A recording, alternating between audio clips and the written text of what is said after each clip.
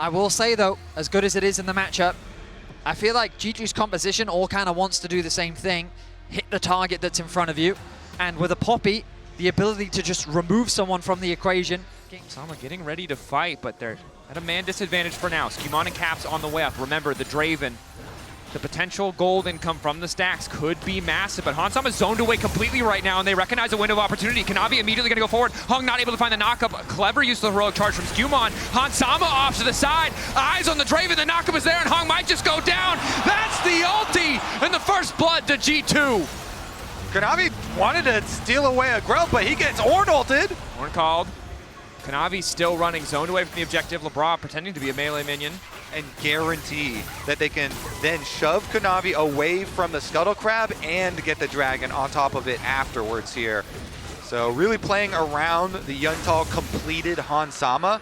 369 thinks he's safe. Level 9 though. Ulti available, as is the flash. G2, they've got Skewmon in the way, but they need to be careful not to go too soon. Root does connect onto 369. They spot Skewmon now coming in. Hansama forced to flash away. 369 manages to connect with the wall. Flash forward, 2 into the wall, and here comes Kanavi! 369 playing with patience, punishing G2. Oh, 369 is insane. He alley-oops into the wall for Kanavi to clean it up. Comes down and gets 2 kills onto the Nefiri. Caps will see this coming.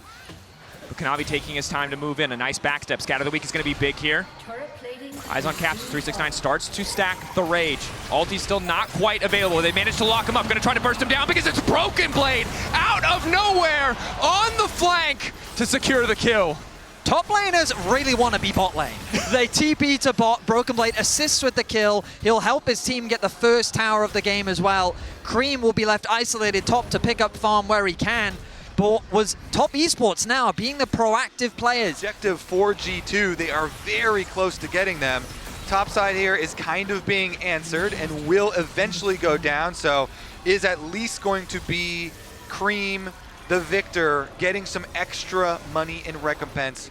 It's G2 to start off this objective as 369 looks to secure another tower for his team. 369 gained and then lost a bit of a gold lead in the isolated 1v1 after Broken Blade was able to TP in and get that first kill. Cap zoning hung off.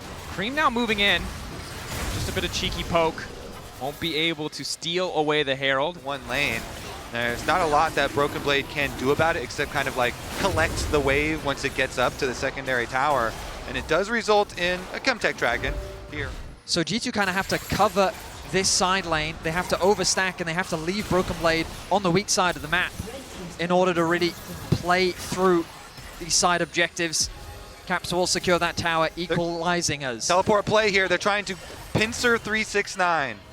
369 starting to back up, extra movement speed from the hyper proc. Ulti out, not a lot of rage. Stack trying to bounce, but he's not going to find the angle. Instantaneous knockup, the Fury stacking. 369 living for an extra moment, but not nearly long enough. Cream comes down, but it's just too late. G2, I like this move with the Rift Herald. They have extra pressure towards mid lane.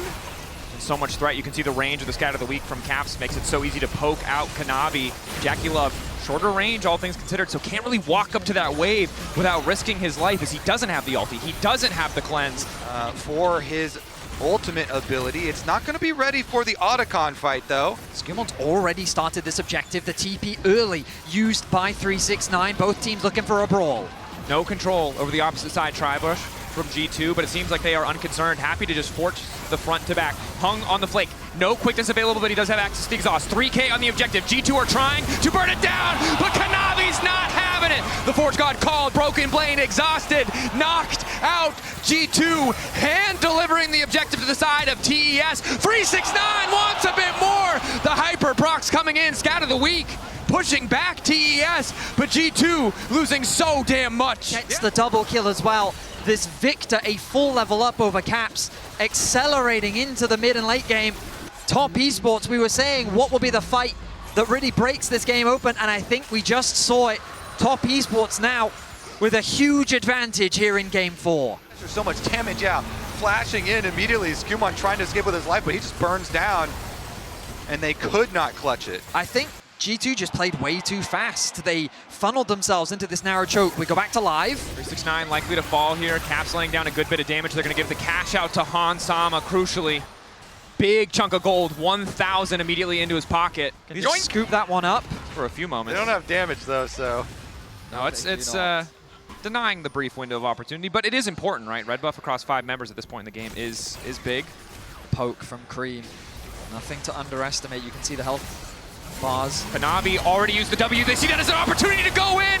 Instant focus coming in for G2, but Kanavi still stands. TES have weathered the storm, and it's Kanavi now on a killing spree. Here comes Hung. G2 thought they had the angle, but Kanavi lives. Top Esports hold the line. The engage from G2 does not set up the fight that they were looking for, and the response was brutal. Top Esports find 4. 369 is looking to take out Caps. About to go Mega. One more hyper proc, giving him the extra movement speed. One more auto, the boomerang to get it done. 369 finishes the job, and TES will take the Baron. Poppy, but then they can't quite close the gap. We turn back to live. Another fight breaking out.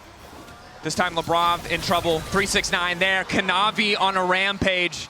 Baron still empowering TES, but you said it right. They thought they had the angle. They thought they could kill the Nefiri. They didn't have the damage in the right place. Very nice re-engage, and you have to feel like that was the final fight of the series. A 6.5k gold lead for Top Esports, a Baron buff as well, another pick onto Lebrov. Things are falling apart for G2. Ulti coming in from Kanavi. Goes intangible, and Caps just gets cut down. Everything connecting, the reset on the ulti there. Hansama not powerful enough. Skewmon tries to get the space, and it's the cash out. TES overeager, the shutdown for Hansama, but the pressure still mounting as the tier 2 falls. The Baron still there, empowering the remaining members of TES. Just a 1-for-1 in the end. The gravity field coming in too. The ulti to follow. Hung with an ulti of his own, looking to lock down Hansama, who for now is untouched. The lifesteal is there, and he's living for an extra moment, but here comes Jackie Love. Wants to make the difference. It's just broken blade, and Lebrov left. He is here to clean it up. No man left standing. Cream even lives in TES. They are going to go inside the base. The Baron buff still on. They're looking at semifinals. TES. They waited 5 long years. Jackie Love. 5 years since they've been to a semifinal. They don't want to wait any longer. They don't want to give G2 or Caps a moment to breathe. TES, take down Caps, take down G2, strike revenge for MSI, and move on to the semifinals. These were some of the best highlights from today's matchup. Which moment was your favorite? Let me know in the comment section below. This is OP, and I'll see you tomorrow. Take care.